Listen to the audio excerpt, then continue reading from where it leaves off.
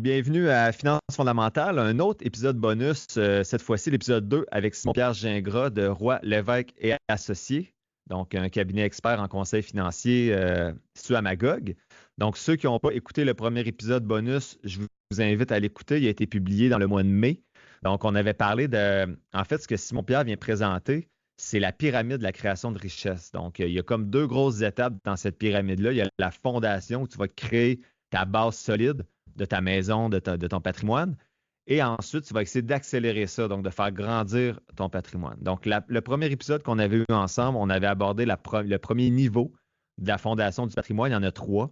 Donc, on a de la misère. On avait peur de ne pas faire un 20-30 minutes sur la fondation complète. Finalement, ça nous a pris 40 minutes pour le premier niveau. Fait que je pense qu'on va être correct pour faire le niveau 2 en un épisode aussi. Donc, la dernière fois, on avait vu le niveau 1 qui était éducation financière, conscience financière et stratégie d'épargne. Donc, allez écouter l'épisode, on ne revient pas là-dessus aujourd'hui. Aujourd'hui, on voit le deuxième niveau de la fondation, soit les assurances, donc dette, auto, maison, les stratégies de désendettement et les autres assurances, donc assurance vie, invalidité, maladie grave, santé, etc. Donc, juste un petit rappel, là, Simon-Pierre était venu le 14 novembre, ceux qui ont pas écouté l'épisode 1 puis qui ont pas écouté l'épisode du 14 novembre 2024, il avait parlé d'infinite banking. Il avait apporté cette stratégie-là là, de la pyramide de la création de richesse qui m'avait intrigué, qui avait intrigué plein de personnes auditrices. Donc, on est là aujourd'hui pour essayer de présenter, et le dernier épisode aussi, présenter un petit peu plus en détail c'est quoi cette approche-là. Donc, aujourd'hui, niveau 2, Simon, on jase d'assurance puis de stratégie de désendettement. Donc, si je te lance sur le premier élément que je vois dans la pyramide, en passant la pyramide, tout le monde est partagé sur le groupe Facebook, sur Instagram. Peut-être y jeter un petit coup d'œil avant ou pendant que vous écoutez. Là. Je sais que ce n'est pas toujours facile dans le char ou pendant qu'on court, mais ça va peut-être vous faciliter un peu la compréhension là, de ce qu'on veut dire par la pyramide. Donc, le premier élément que je vois, Simon, c'est les assurances, donc dette, auto, maison. Qu'est-ce que tu as à dire par rapport à ça dans cette stratégie-là de fondation? Oui. Ben écoute, tu sais, là, on est vraiment là, dans la gestion de risque pur, là, tu sais.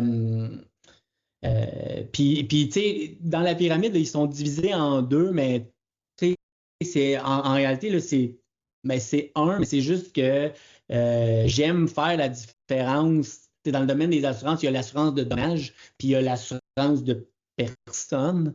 Fait que, tu sais, tout ce qui est assurance auto, maison, mais, on comprend que c'est de l'assurance de dommages, puis tout ce qui est vie, santé, vie, invalidité, maladie grave, ces trucs-là, ben, c'est assurance de personnes. Mais à la base, c'est de la gestion des risques qui peuvent nous survenir, là, puis compromettre un petit peu des objectifs futurs qu'on a. Puis on se rappelle, là, on a une idée d'antifragilité ici. Fait que, comme ça en revient à est-ce que je suis capable de croître à travers le chaos? Ben, un événement tragique ou peu importe, ben, c'est du chaos. Fait que. Puis là, je vois que tu es séparé, assurance, comme tu dis, dommages et personnes. Ouais. Mais dans assurance dommages, je vois dette. J'ai deux questions. Là. La première, c'est quoi assurance dette? Ben, tu sais, c'est type, tu sais, quand on va, mettons, à la banque, puis on prend une hypothèque, ben, tu sais, la banque va dire comme, ben, tu peux assurer ton prêt hypothécaire, puis là, je suis pas en train de dire un produit est mieux que l'autre, là. Personnellement, je ne vends pas d'assurance hypothécaire, fait que, mais le point n'est pas là. Tu pourrais aussi assurer ton salaire, fait que pas ton salaire, mais tu pourrais assurer, mettons, ton paiement. Fait que si tu tombes invalide et pas capable de le faire, ben, tu pourrais assurer le paiement hypothécaire vers ta maison, disons. OK, mais là, je te pose une question. Assurance dette, là. Ouais, je te pose une question, peut-être que tu me diras si tu ne peux répondre pas, parce que je sais que tu n'es pas en assurance dommage. Tu sais, assurance auto, maison, vous ne faites pas ça chez Roy Lévesque et Associés? On n'en fait pas, OK. nous. En fait, comme on essaie d'avoir une vision 360, dans mon analyse de besoins ou ma planification financière, ben, tu sais, je vais le demander, tu sais, je veux dire, hey, as-tu assez de couverture sur ta maison ou tu sais, as-tu assez est-ce que ta dette est bien assurée? Ça, tu sais, je le fais plus parce que si, mettons, la personne était. L'assurance dette, elle va être très assurance de personne parce que c'est de l'invalidité ou de la vie, là. Oui, c'est sûr que je le regarde. parce que ça fait partie de la sécurité financière. Moi, je suis conseiller en sécurité financière, puis c'est un risque financier de dire, ben, si je n'ai pas assuré mon auto, puis je dois avoir un auto, ben, si mettons, j'ai besoin, moi, d'avoir un auto qui est assuré valeur à neuf, parce que c'est ça qui me permet de gagner un revenu. Mais peut-être que la différence, c'est important de la payer, ma différence en assurance de dommages. Fait que non, nous, on n'en fait pas spécifiquement, mais on a des relations, on a des collaborations avec des courtiers en assurance de dommages avec qui on fait affaire puis qu'on collabore. Fait que, tu sais, Donc, toujours pour éviter, exemple, tu perds ta voiture, perte totale, éviter qu'il y ait des cracks là, dans la fondation, comme on disait tantôt, que ça quitte. Puis, une autre question, tu parlais d'assurance dette, là, qui était comme exemple le prêt hypothécaire ou le paiement des prêts.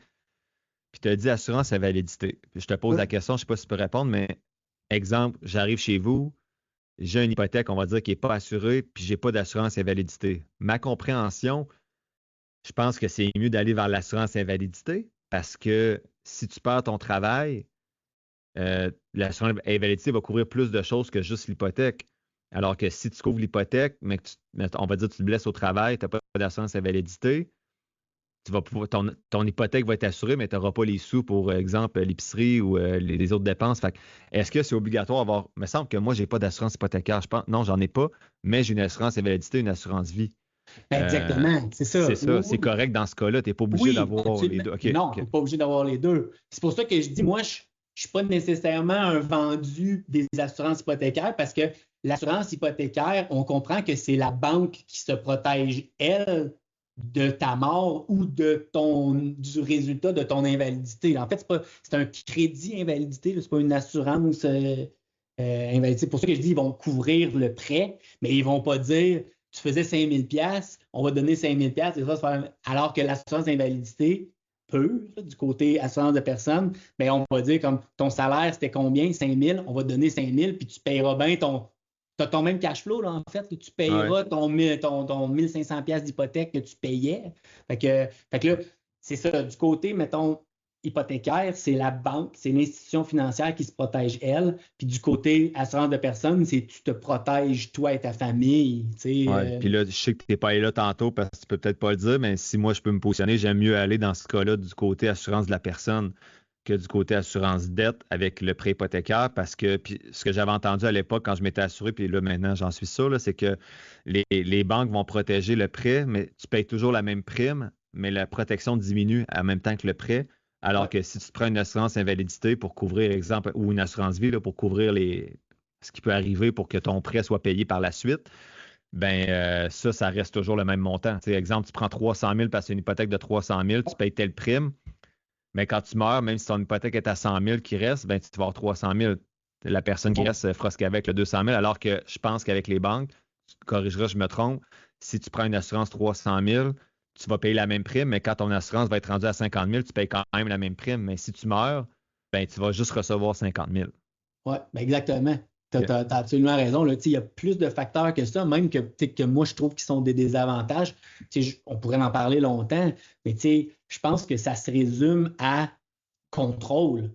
Moi, je valorise le contrôle. Pour moi, c'est pas un retour sur je veux dire, un retour sur investissement, là, je le Ouais. mets entre guillemets, là, c'est pas quantitatif, mais c'est extrêmement qualitatif. Parce que, je reprends ton exemple, tu te dis, ben, exemple, je décède demain, j'ai une assurance vie de 300 000, il reste une dette de 100 000, ben, fait que là, ma conjointe reçoit le chèque de 300 000, elle aurait le choix de payer le 100 000 de dette. Mais peut-être que réalistement, le paiement la dérange pas trop. Elle continue de faire le paiement, puis elle investit le 100 000 qu'elle aurait payé la maison avec. Mm. Peut-être qu'elle, c'est une investisseuse aguerrie, puis elle est capable de faire fructifier ce 100 000-là plus dans ses mains à elle que de rembourser la maison. Ouais, excuse, j'ai ri parce que je comprends très bien ton point, parce que tu as dit ta conjointe dans l'exemple. Ma conjointe, une investisseuse aguerrie, elle n'écoutera pas l'épisode justement, là, mais ça me fait rire, ça l'entendait ça à partir à rire aussi. Mais puis, juste pour que les gens pensent, en fait, les gens qui connaissent moins ça, là, puis c'est bien correct, chacun a son niveau d'éducation financière, les primes souvent en plus, en tout cas moi, quand je l'ai vécu, les primes avec la banque, sont souvent les mêmes ou même plus élevés que si tu prends l'assurance équivalente qui va te couvrir encore mieux, plus flexible et plus longtemps. Fait que c'est pas le produit en plus que tu prends pour protéger la personne n'est pas plus cher ou même est moins cher que celui qui peut être offert d'office quand tu prends ton prêt hypothécaire. Fait que ça, je pense, c'est vraiment des sous, là. Ouais. Je pense que c'est une décision importante là, quand tu achètes une maison de faire attention, là, de faire le bon choix d'assurance. Oui, ben, puis pas juste ça, c'est que, comme je disais, ça suit en fait, c'est l'institution financière qui se protège. Fait que, tu sais, si demain matin, je sais pas si tu te souviens quand tu as pris je sais pas en tout cas, quand tu prends une hypothèque, ils vont te poser un paquet de questions pour ton assurance hypothécaire. Si tu la prends avec eux, tu réponds à un paquet de questions. Genre, t'es-tu fumeur, tu fais une question, pour un paquet de questions. Puis, mais si tu changes de prêteur, parce que dans 5 ans, il y a quelqu'un d'autre qui t'offre un meilleur taux hypothécaire, des meilleures conditions Ce qui arrive, hypothécaires, là. Ouais. ben, cette assurance-là, elle ne te suit pas, là. Donc, tes primes vont monter. De un, parce que t'es oui. plus Puis vieux, de deux, si tu ne te qualifies plus, parce que là, je ne sais pas, moi, tu en as fait une crise cardiaque, tu en as fait, puis là, tu sais, il y a peut-être des facteurs qui vont faire que, oups, là, tu es pogné pour rester avec ton prêteur, parce que là, tu devras prendre la chance que ta dette. Fait que là, tu sais, ça, c'est un risque. C'est un gros risque même. Ouais. Ben, je suis content qu'on ait parlé parce que moi, c'est quelque chose que je connais, mais je n'ai pas parlé souvent sur le podcast. Puis je pense que c'est une erreur quand même majeure de prendre, je ne sais pas si tu peux le prononcer, mais de prendre une assurance prêt hypothécaire avec la banque dans laquelle vous prenez votre hypothèque. Je pense que c'est une grosse erreur parce que justement, tu te menottes un peu, puis ça se peut que tu sois même plus éligible ensuite quand tu changes de prêteur. Tu sais, au-delà de ça, quand on prend une assurance du côté, mettons, d'assurance de personne, mais tu sais, il y a une clause d'incontestabilité qu'on appelle. Fait que si tu as. C'est pas une cause anti-fraude ou fraude, là, c'est-à-dire si tu as bien répondu aux questions, tu as été approuvé, bien, l'assureur, après 2 ans, il ne pourra pas dire comme je me questionne sur telle ou telle ou telle ou telle chose. C'est à lui de faire ses devoirs quand il t'accorde. C'est à lui de faire ses devoirs. Il y a 2 ans pour faire ses devoirs pour dire comme tu m'avais dit telle condition. Je le questionne là, présentement. Je conteste un petit peu tes réponses par rapport à ce que tu m'as répondu. Fait que, c'est bien, c'est pas qu'il y avait 2 ans. OK. Oui. C'est la clause, tu as la clause suicide, puis tu as la clause de non-incontestabilité. Ouais. Pour tous les types d'assurance? Pas juste pour invalidité, puis... sensiblement, oui. OK. C'est bon. Excuse, je te laisse continuer. Alors que du côté hypothécaire, cette enquête-là, elle est faite au moment du règlement de la prestation. OK? Ça veut dire que tu as peut-être répondu à un paquet de questions, puis là, ils vont dire comme ouais, moi je la questionne, cette question-là, même si c'est dans 30 ans. 15 ans plus tard, c'est ça. Exactement. C'est exactement ça. Mettons que tu ne fumes pas pendant 20 ans, puis les 10 dernières années, tu fumes. Ouais. Ça change quelque chose? Pas une fois que tu as été accepté. Puis, mais je parle côté hypothécaire. Pour le prêt hypothécaire, mettons avec la banque. Écoute, c'est une bonne question. OK. On pourra s'en jaser une autre fois, peut-être. Je ne suis pas un expert de l'assurance hypothécaire, mais tu sais, je veux dire. Mais regarde, ça va être une question, Simon-Pierre, que je vais noter, qui vient de moi pour notre prochain épisode. Tu auras le temps de t'informer entre-temps. Mais à l'inverse, si. Je sais que tu ne le feras pas parce que je connais ton background d'éducation physique, mais si tu commences à fumer 10 ans après que tu as pris ton assurance, ben l'assureur ne dira pas by the way, David, tu fumes maintenant, je te surprime ou il ne peut pas. Puis, à l'inverse, tu pourrais dire je ne faisais pas, exemple, de sport extrême quand j'ai pris mon assurance vie. Puis là, tu as commencé à faire des sports extrêmes. Ce que tu as fait avant puis que tu es maintenant approuvé, ça ne change rien maintenant de ce que tu fais maintenant. Oui, c'est ça. Mes filles ont commencé à faire du skateboard là, à l'école en éducation physique, justement, ces temps-ci. Fait qu'ils veulent en faire dans la rue avec moi parce que j'ai mon vieux skateboard d'adolescent. Fait que là, ça se peut que je fasse du sport extrême là, dans la prochaine semaine, mais juste rouler dans la rue. C'est bon, t'es assuré, t'es accepté. Ouais, mais ma rue est maganée, il y a pas mal de trous. Mais là, ça fait pas 2 ans, fait que ça me stresse, là. Je devrais pas dire ça au gars qui m'a assuré. Moi, c'est vrai, souvent, là, je le dis, là, ça sort peut-être un peu du cadre. Les gens pensent que je travaille pour l'assurance. Fait que là, je leur pose des questions. puis tu sais, je dis ça à la grandeur des conseillers en sécurité financière. On ne travaille pas pour l'assureur, hein, jamais. On travaille pour le client. Tu sais, nous, on veut trouver la meilleure assurance pour notre client. Tu sais, puis, tu sais, oui, au final, on a une commission. Tu sais, je veux dire, on est payé, mais comme tout le monde est payé pour le travail qu'il effectue. Mais moi, mon objectif, c'est que tu aies la meilleure couverture pour ta situation à toi. Là, fait que, tu sais, quand je dis ça, il y a des gens qui sont gênés de me répondre telle ou telle affaire. Je suis comme, hey, tu peux me dire ce que tu veux. Là. Moi, je vais dire la vérité à l'assureur, mais sois pas gêné de me dire. C'est pas moi qui juge si on t'accepte ou on t'accepte pas. C'est ça que je veux dire. T'sais. Super. Puis là, bon, on était au niveau 2 de la Fondation du patrimoine. Il y avait 3 éléments. Là, je t'ai amené ailleurs. Fait que désolé, on a comme pris déjà 15-20 minutes juste avec des questions que j'ai. Donc, tu avais assurance dette auto-maison, stratégie de désendettement, puis assurance de la personne, vie, invalidité, santé, maladie grave. Je t'avais posé la question, qu'est-ce que tu as à dire pour le premier type d'assurance auto-maison? Puis après ça, je suis parti avec mes questions, donc je te laisse aller. Ben, écoute, tu sais, moi, c'est le fun. Là. En fait, c'est pas complètement à côté de la traque tes questions. Je pense que c'est super pertinent. Non, mais dans le sens que ça l'amène un peu la discussion que j'amène généralement avec les clients. Puis, tu sais, la question que je pose toujours quand on arrive là, c'est quoi l'actif le plus important que tu possèdes? Je te pose la question. Maison. C'est ta maison? Mettons qu'on parle de actif qui vaut quelque chose. On ne parle pas de la famille et tout ça, là, mais un actif financier, c'est la maison en ce moment. OK, puis si, mettons, je le remets dans une définition un peu plus Robert Kiyosaki, là, mettons, là, d'une définition d'un actif et d'un passif. Tu sais, Kiyosaki dit un actif, c'est tout ce qui amène de l'argent dans tes poches, puis un passif, c'est ce qui sort de l'argent dans tes poches. Puis là, je ne veux pas rentrer dans le débat, est-ce qu'une maison, c'est un actif? Oui, je comprends, parce qu'on peut en débattre, mais on ne va pas aller là. Mais mettons un actif qui met de l'argent dans mes poches, ben, ça serait mes investissements en bourse. C'est ton habileté à gagner un revenu. OK? Ton meilleur retour sur ton investissement présentement, là, c'est le 40 heures par semaine que tu travailles là, avec tes notions dans ta tête puis ce que tu sais faire. Là, c'est le meilleur retour sur ton investissement.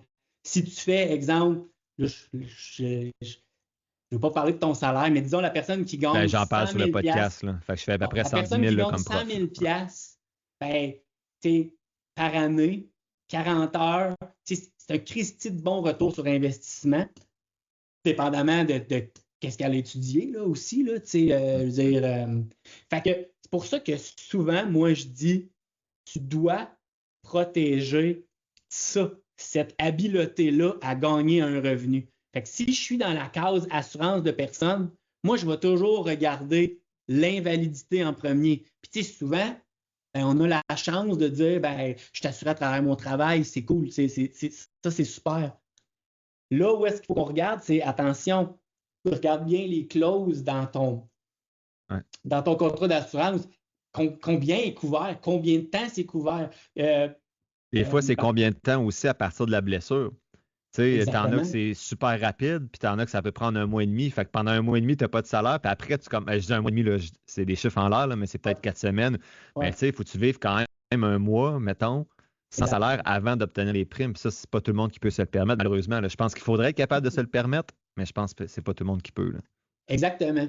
Puis ton habileté à gagner un revenu, rappelle-toi aussi qu'elle est primordiale dans tes objectifs. On en reviendra peut-être tantôt, mais tes objectifs d'investissement, ils sont basés sur ce revenu-là. L'argent que tu investis, elle vient quelque part.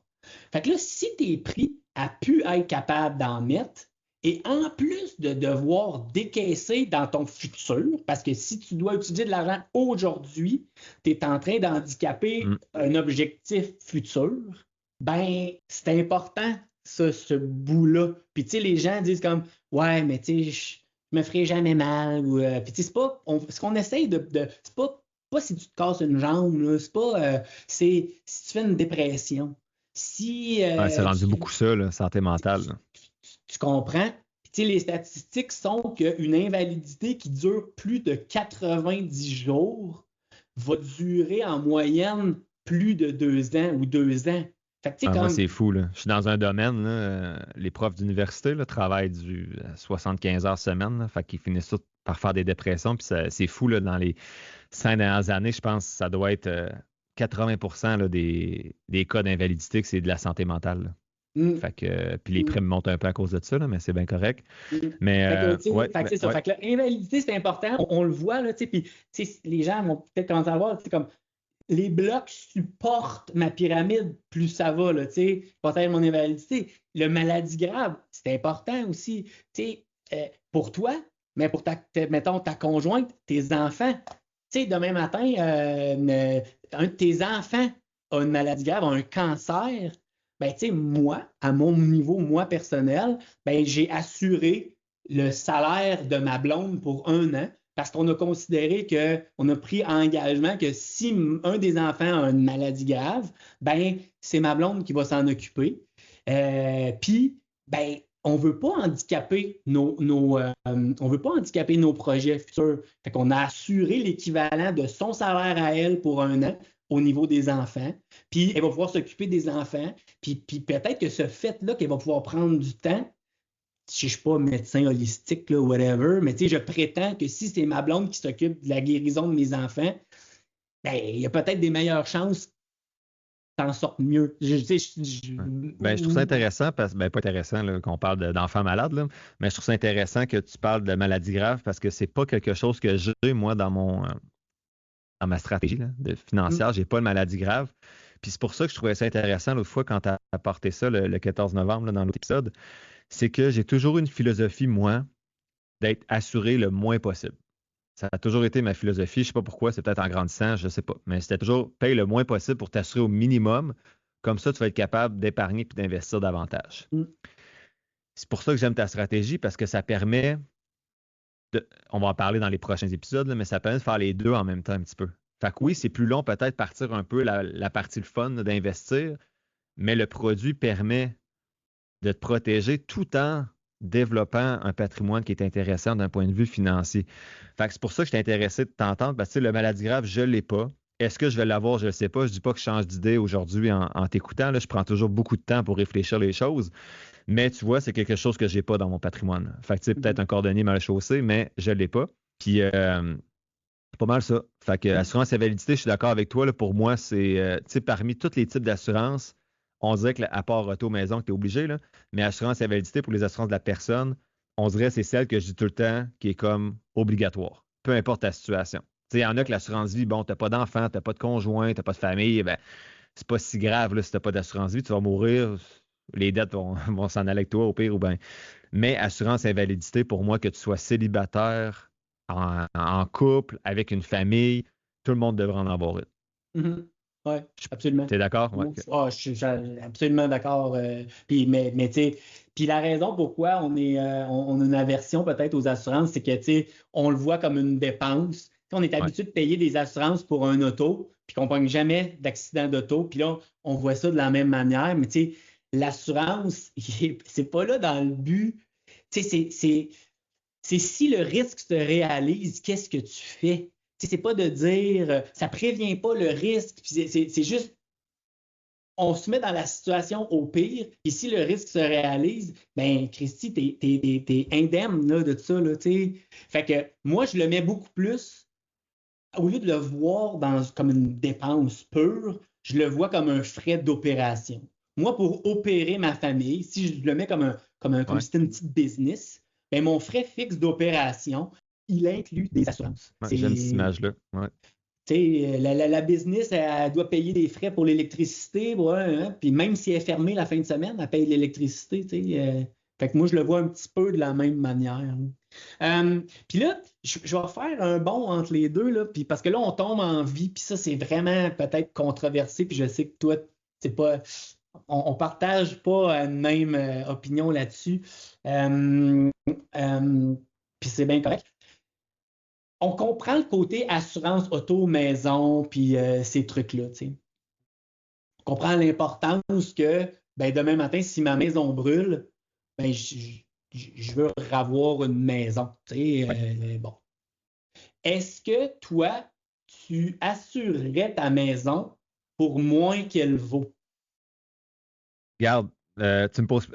C'est drôle parce que tu m'as posé comme 3-4 questions dans l'épisode 1.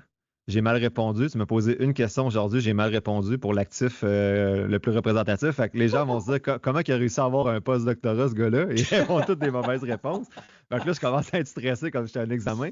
Mais pour vrai, maintenant, je te dirais non. Tu sais, mettons que ma maison vaut 600 000, je l'assurerais pour 600 000. Si tu avais parlé au David de 28 ans, mettons, avant de commencer à m'éduquer un peu, puis même le David de 33 ans, là, pas si longtemps, je t'aurais dit, ben crime, j'ai de l'argent de côté. Au pire, le peu de chances que ça arrive, si elle vaut 600 puis elle était sûre pour 400, le peu de chances que ça arrive, je vais avoir de l'argent de côté pour quand même me relever. Ouais. Fait que je te dirais non, je le ferai plus maintenant, mais est-ce que je serais si outré que ça si, par exemple, je me rends compte que ma maison vaut maintenant 800 puis elle est assurée pour 600? Je suis pas sûr que je serais le gars le plus outré, malheureusement. Faut que je m'éduque encore, tu vois, sur ça, mais ça serait ma réponse. Fait que non, OK. mais je serais pas si stressé. OK. OK. Ouais. Ben, Parce tu que je sais, sais que s'il y a des cracks dans ma fondation, j'ai les habitudes financières, j'ai de l'argent de côté qui vont me permettre de les réparer. C'est pas l'idéal parce que ça va me coûter beaucoup plus cher réparer la craque que si j'avais été assuré. mhm. Mais je suis fait de même. Je suis trop cheap Ah, pour ouais, dépenser. Alors ouais, que c'est un investissement, je comprends, mais on dirait que pour moi, je vois encore ça un petit peu comme une dépense. Ouais. ouais. Ben, tu vois, je veux dire, si tu parles à un assureur, mettons, en dommages, je veux dire, comme, tu sais, au moins, assure tout le coût pour reconstruire ce que Ouais, tu ouais. avais, tu sais, peut-être pas en valeur marchande, mais, tu sais, au moins en valeur de reconstruction, Mhm. tu sais, ce qu'elle vaut pour dire, ben, tu sais, c'est la place où tu abrites tes enfants, où tu élèves tes enfants, puis où toi, tu vis aussi. Tu veux avoir en cas de problème.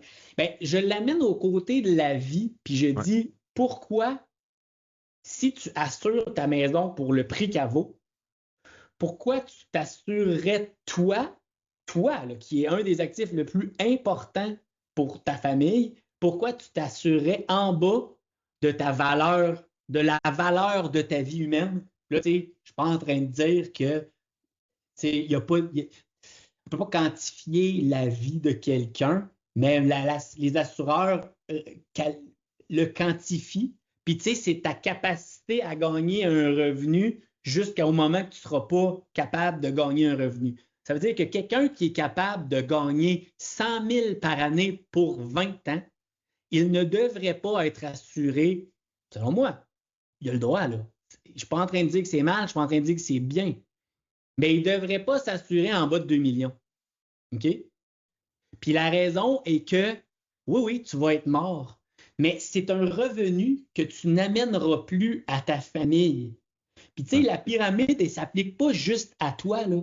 Ta pyramide, il y a des petits blocs qui sont tes enfants, puis ta femme, puis tes affaires, puis tout ça, tu veux que ça croisse. Puis tu veux que tes petits-enfants à venir, il y ait un patrimoine. C'est ça, un patrimoine. Ça ne s'applique pas seulement à ton vivant, à toi. Fait que, bref, voilà. Tu me laisses réagir? Vas-y, Tu vas-y, pourras. vas-y. Ouais, c'est ça. Je suis d'accord avec toi. Puis j'ai écouté, il y a un podcast en anglais, je ne sais pas si tu connais, The Rational Reminder.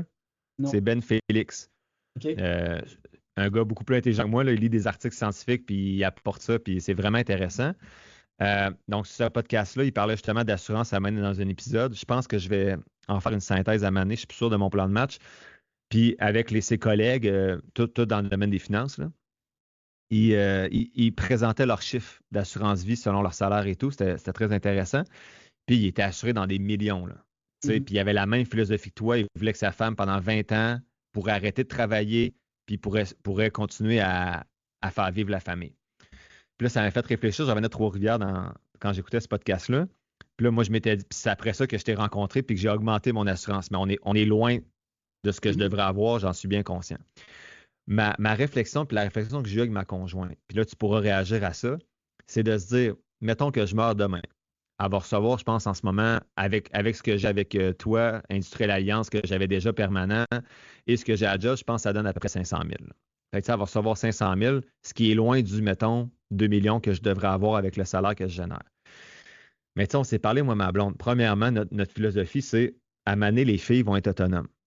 Tu sais, ils se fieront plus sur elles pour vivre. Fait que je comprends qu'à maner, mais plus que je vais vieillir, plus que je m'approche que mes filles ont 18, moins je crois que j'ai besoin d'une assurance parce que la maison est plus proche d'être payée, les filles ont moins besoin de nous et tout ça. Fait que ça, c'est le premier point. Le deuxième, c'est je connais personne, en tout cas, je connais pas tant de monde que leur conjoint est mort ou leur conjointe est morte, là, mais ma blonde ne sera pas célibataire pendant 20 ans, là, je pense, après que je meure. J'espère que non. En tout cas, j'y souhaite qu'elle retrouve l'amour après mon départ, même si je suis très difficile à remplacer, n'importe quoi.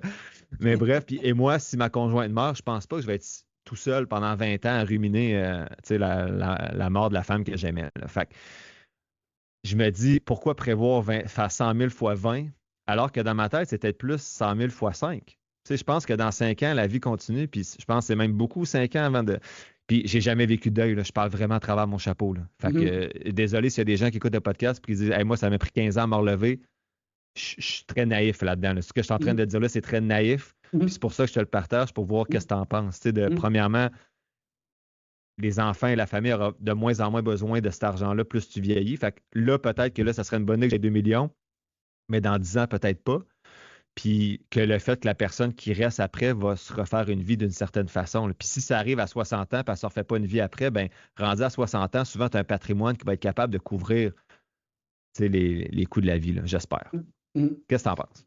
Ah, je suis d'accord avec toi, puis tu as raison par rapport au fait que tu parles de ta naïveté par rapport à ça, puis tu sais, c'est ce que quand on Mais parle. toi, tu as vécu quoi, là? Tu en as rencontré des gens qui c'est arrivé, il arrive quoi dans ces cas-là? C'est quoi ton expérience? Moi, là, honnêtement, là, j'en ai pas remis des tonnes là, de chèques de prestations, mais il n'y a jamais personne qui a dit oh mon Dieu, 1 million, c'est beaucoup trop. Jamais. Ça, c'est jamais arrivé. Ouais. Ben, je pense que tu arriverais avec 20 millions, puis il dirait pas que c'est trop non plus, probablement. T'sais. C'est sûr. Mais c'est que l'affaire là-dedans, c'est que c'est extrêmement difficile de quantifier les impacts de la réalisation du risque. Tu sais, comme là, tu le prends vraiment rationnel. Mais ben, je suis un scientifique, c'est sûr. C'est ça. Mais tu sais, peut-être que, irrationnellement parlant, ta blonde, elle décide de ne plus travailler. Là, elle n'est plus capable de s'occuper des enfants, puis tu sais, ça ne l'intéresse plus parce qu'elle vit un genre de traumatisme. Parce que, tu sais, rappelle-toi, il y a ta mort, mais les circonstances de ta mort. Oh oui. Est-ce que c'est tragique? Est-ce que t'es mort devant ses yeux? Qu'est-ce qui s'est passé? C'est quoi l'histoire? Fait que, tu sais, de le prendre très rationnel, 1 plus 1, pas comme ça nécessairement que ça fonctionne. Fait que là, j'en reviens au patrimoine.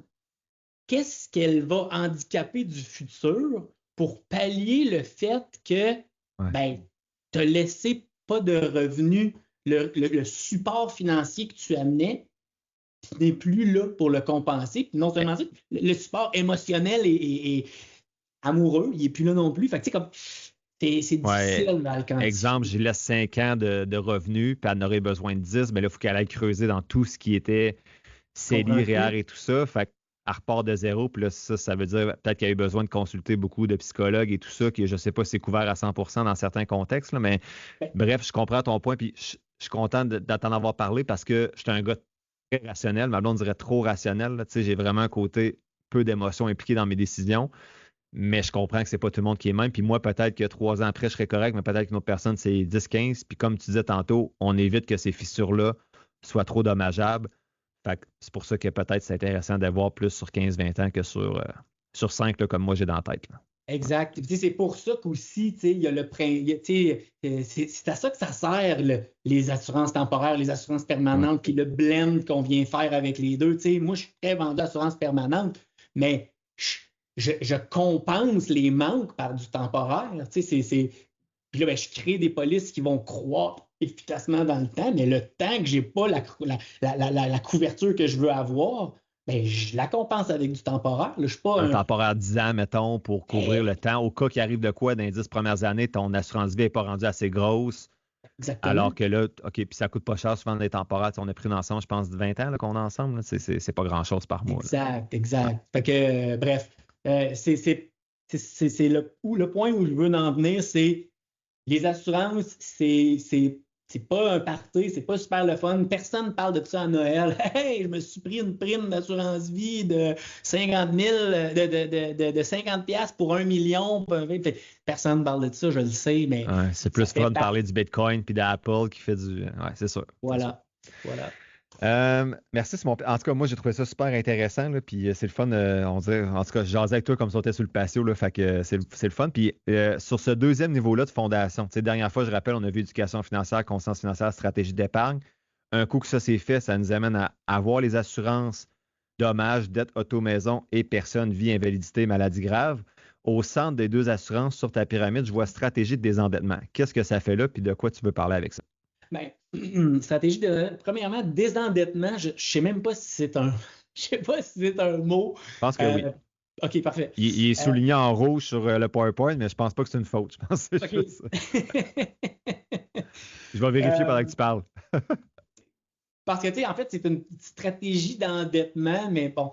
Tu sais, si on se rappelle à l'autre épisode, là, je dis tout le temps, tu sais, il y a toujours un coût au capital. Hein. Fait que, tu sais, soit on paye de l'intérêt, soit on abandonne de l'intérêt. Mais, tu sais, on est toujours en train de s'endetter, en guillemets, à quelque part. OK? Puis là, je vais le ramener à la stratégie un petit peu d'épargne. Il y a beaucoup de monde qui essaie d'épargner, puis de l'autre côté, il paie beaucoup d'intérêts. Puis, tu sais, je vais reprendre peut-être un peu ce que je veux dire. Là. Statistiquement, au Canada, en volume d'intérêts payés à des tierces parties, chaque personne paie environ 35 cents sur chaque pièce en intérêt. OK? Puis là, il y a des gens qui vont. Puis là, fait que ça, c'est Ça 35... comprend tout, là, mettons, ton hypothèque, une marge hypothécaire, une carte de crédit, tout ça. Exactement, exactement. C'est incroyable, Exactement 35 de ton salaire. Ouais. Puis, tu sais, il y a des gens qui vont dire, ouais, mais moi, je paye juste 5 de. Mon taux, il est 5 Mon taux. Puis là, je reviens à l'éducation financière aussi. Mais là. c'est 5 de 500 000. Tu fais peut-être pas 500 000 par Puis, année. c'est que les gens puis les banques nous ont appris à focuser sur le taux d'intérêt alors qu'il faut focuser sur le volume d'intérêt. OK? Fait que c'est pour ça que je le ramène en scène dans pièce. Parce que, tu sais, en volume d'intérêt payé, c'est 35 de ton revenu qui part, OK? Fait que là, il y a des gens qui disent, moi, j'économise 10 de mon salaire. Je suis comme, OK, c'est cool. Mais te rends-tu compte que tu as un Moses de vent d'en face présentement, là? Tu économises 10 de ton salaire à quelque part, tu essayes de faire du 10 mais le fait que tu payes de l'intérêt à quelqu'un d'autre, il y a 35 cents dans chaque pièce que tu ne pourras pas faire fructifier. Fait que si on était capable de transformer ce vent de face-là en vent de dos, OK? Puis de dire ce 35 cents-là par pièce, comment je pourrais essayer d'en ramener le plus vers mon système à moi? Puis c'est là qu'on peut commencer à rentrer des stratégies d'infinite banking puis de dire comme parfait. Moi, là, au lieu, mon épargne, là, je vais prendre mon épargne puis je vais venir chunker de la dette. Là, je ne sais pas comment le dire en français. Là. Je vais prendre des portions de mon épargne, je vais consolider ma dette à haut taux d'intérêt, puis je vais les amener dans ma police d'assurance vie, OK? Que je contrôle le paiement. Je peux décider de ne pas faire un paiement, je peux décider de payer juste les intérêts, je peux décider de faire un gros paiement vers ma police d'assurance. Fait que la stratégie de désendettement, dans mon monde à moi, elle est basée sur comment, au début, si j'en ai, puis ça, c'est les gens qui ont des dettes, là, ça se peut qu'ils n'aient pas de dettes, puis tu sais, c'est bien correct aussi, là. Mais si tu as des dettes, puis tu ne veux pas handicaper ton épargne, tu pourrais envoyer beaucoup d'épargne, laisser ton argent fructifier, ton capital à toi. Envoyer beaucoup d'épargne. Où, excuse-moi? Mettons, j'ai une dette hypothèque. Dans ta police d'assurance vie, excellent. Tu pourrais transférer beaucoup de ton épargne dans ta police d'assurance vie, OK? Ouais. Tu comprends que si tu ne peux pas faire de levier avec l'endroit où tu épargnes, ben, tu vas être obligé de prendre de l'épargne puis de la pitcher dans de la dette. OK? Moi, mon point, c'est de dire, parfait, envoie de l'épargne dans ta police d'assurance vie, emprunte contre ta police, viens consolider de la dette. Ça ne se fait pas nécessairement one shot, là, ça. Là. Ça se peut que tu as. Puis, tu sais, j'exclus peut-être l'hypothèque, là. Parce que l'hypothèque, des fois, c'est un gros montant, puis c'est quand même une dette que j'appelle efficace. Là, ouais. Mais tu sais, si tu as des cartes de crédit, si tu as des paiements de char qui sont élevés, si tu as, je sais pas moi, tu peux venir consolider ta dette dans ta police, puis l'argent que tu dédiais à rembourser ces dettes-là, redirige-la au remboursement de ta police. Fait que tu vas conserver la croissance de ta police, tu vas venir rembourser la dette envers l'assureur que tu contrôles, puis après, là, le paiement que tu étais habitué de faire qui partait en dette, rappelons-nous de Parkinson's Law, c'est pas du cash flow supplémentaire de lousse, c'est de l'argent qui va servir maintenant, fueler, à alimenter ta stratégie d'épargne. Okay? Ouais, puis ceux qui n'ont pas écouté le premier épisode, la loi de Parkinson, Simon Pierre en parlait dans le premier épisode. Fait que juste pour illustrer ça. Puis après ça, on pourra closer l'épisode 2 parce que je pense qu'on va parler aussi de gestion de flux puis de stratégie d'investissement justement, puis on pourra aller plus loin dans ce concept-là là, de mettre l'argent dans la police. On la met parce que ça, je pense, va falloir creuser plus. Puis là, on est déjà une quarantaine de minutes dans l'épisode 2. Fait que je vais juste récapituler ce que tu viens de dire. On va dire que j'ai un prêt auto à 9 %. Je réussis à dégager 1 000 $ par mois, mettons, pour payer cette dette-là. Ce que tu proposes, c'est au lieu de prendre 1 000 $ et le mettre direct sur la dette du prêt auto pour le rembourser plus vite, c'est de nourrir ma prime, nourrir mon produit d'assurance, puis emprunter sur ce produit d'assurance-là. Donc, je mets 1 000 $ dans la prime. On va dire que je peux emprunter 850, là, je ne sais pas trop les ratios. Je mets 850 sur le prêt. Donc, oui, je rembourse un petit peu moins le prêt auto à la fois, mais en même temps, je nourris mon produit d'assurance. Donc, le rendement global, on va dire, est plus grand. Et un coup que mon auto va être fini de payer, bien, le 1 000 $ que je réussis à dégager, je vais plutôt aller rembourser l'emprunt que j'ai fait dans le produit d'assurance. Est-ce que j'ai bien compris la gestion un peu des flux? En gros, ouais. En gros, c'est ça. En gros, c'est ça. C'est juste de dire comme... Parce que mon point, c'est de dire, si tu as 20 000 $ dans ton REER qui fait 8 %, mais de l'autre côté, tu as 20 000 $ de dette qui te coûte 20 %. Moi, j'ai dit que le REER faisait 10 %? 10, ouais. Bon. Ben, tu comprends que si tu payes ta dette, là, tu te prives de faire ton 10 % mais là, tu n'as plus cet argent-là. Cet argent-là, elle ne fructifie plus. Tu as pris cet argent-là et tu l'as donné au concessionnaire, cet argent-là. OK? Fait que mon thinking, c'est de dire, ben, si j'avais mis ça dans un endroit, mon but, c'est de payer ma dette envers le concessionnaire. Si j'avais mis ça dans un endroit qui continue de fructifier, j'utilise cet argent-là, justement. Là, j'ai plus de dette envers le concessionnaire, mais j'ai une dette envers moi, le banquier. Rappelle-toi, je me comporte en banquier. Je suis la banque ici, puis Simon, l'emprunteur, doit payer Simon, le banquier. Fait que je redirige le paiement que j'aurais fait de toute manière au concessionnaire, puis je l'envoie vers mon petit système bancaire. Ouais. Exact.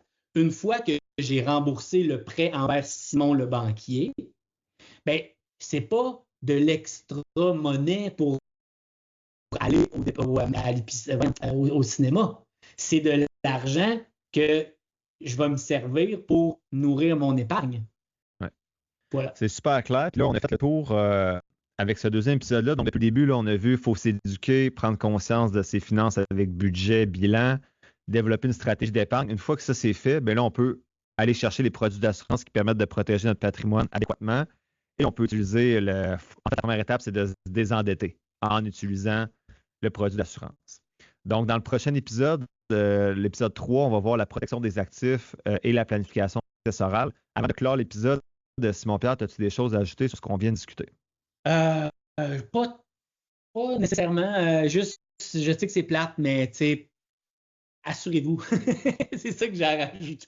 C'est ça que j'ai rajouté. La majorité des gens, qu'on regarde leur situation, et je vais trouver un besoin d'assurance. La majorité des gens au Québec, de ce que je vois, sont sous-assurés. Pas toujours par choix, des fois juste par « Ah, je ne le savais pas ». Incompréhension, ouais. Ouais. OK. Bon, ben super. Fait que, à retenir, peut-être, soit aller voir Simon ou bien votre professionnel pour voir si vos produits d'assurance sont bien remplis. Puis si, au moins, faire le choix en toute connaissance de cause. T'sais, si le professionnel vous dit ben, il manquerait de l'assurance maladie grave pour X raisons, ben, rendu là, vous ferez le choix conscient et éclairé que vous décidez de ne pas le prendre ou de le prendre. Fait qu'un gros merci, Simon, pour ce deuxième épisode-là. On se revoit tantôt pour l'épisode 3 Ciao, ciao tout le monde.